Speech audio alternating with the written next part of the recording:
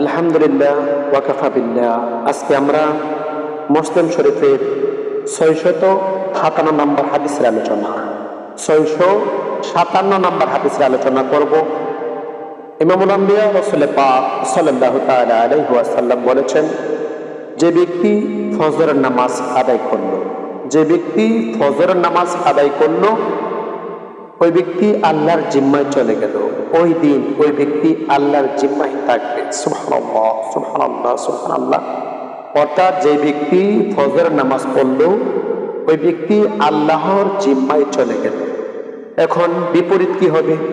যে ব্যক্তি ফজরের নামাজ ছেড়ে দিল, সে কি আল্লাহর জিম্মায় থাকবে? এই জন্য ভাইয়ারা, আমি আপনাদেরকে বলবো, আমরা রিজিকের সন্ধানে বাড়ি থেকে বের হতে হয়। এই জন্য আমি বলবো, আপনারা সবাই ফজরের নামাজ পড়ে বিসমিল্লাহি তাওয়াক্কালতু আলাল্লাহ এই কথা বলে বের হবে।